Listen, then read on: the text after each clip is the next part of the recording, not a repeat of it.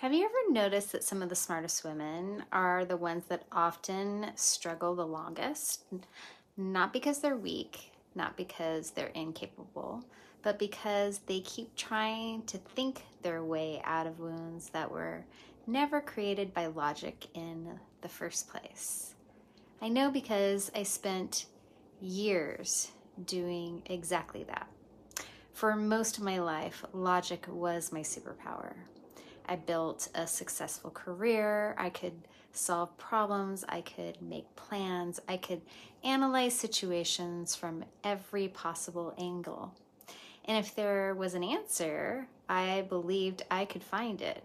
So when I found myself in painful relationships, navigating betrayal, grief, loss, and family dynamics that left me questioning myself, I did what I had always done. I thought harder and researched more, and I read the books, and I listened to the podcasts, and I tried to understand what people and why people did what they did.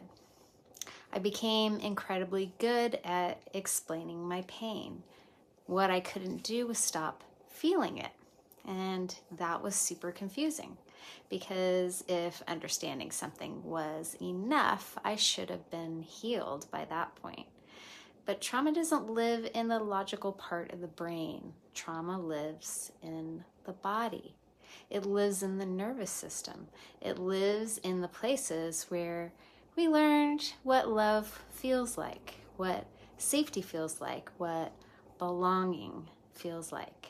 You can intellectually understand that your parent was emotionally immature. You can understand that your partner betrayed you. You can understand that a relationship was unhealthy and still find yourself triggered by a text message, still feeling abandoned, still struggle to trust yourself, still find yourself choosing familiar dynamics because knowing and healing are not the same thing.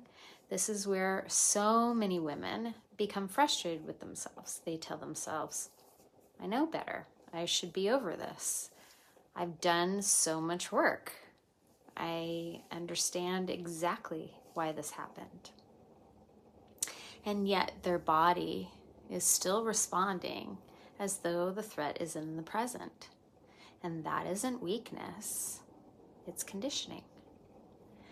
Your nervous system learned something long before your logical mind had any words for it.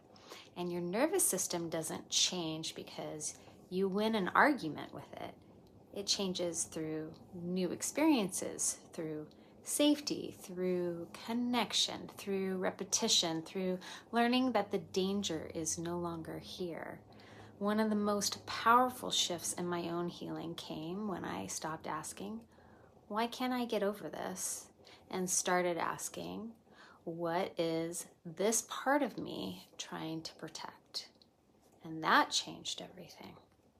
Because suddenly, I wasn't fighting myself anymore. I was becoming curious. Curious about the fear, curious about the grief, curious about the parts of me that still expected criticism, rejection, abandonment, or betrayal. And underneath all of that, I found something surprisingly human. A nervous system that had adapted exactly the way it was designed to. Not broken, protective, not weak, protective, not irrational, protective. That's a very different story. So if you're a woman who understands exactly why you're struggling, but still can't seem to think your way out of it, I want you to hear this. Your inability to heal through logic is not evidence that you're failing. It's evidence that the wound exists somewhere deeper than thought.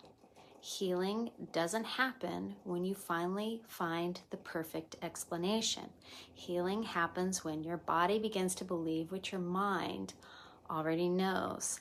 And that takes compassion, patience, safety, and often a willingness to feel what you've spent years trying to understand. Because sometimes the next step in healing isn't another insight. Sometimes it's learning how to stay present with yourself long enough to experience something new. And that changes everything.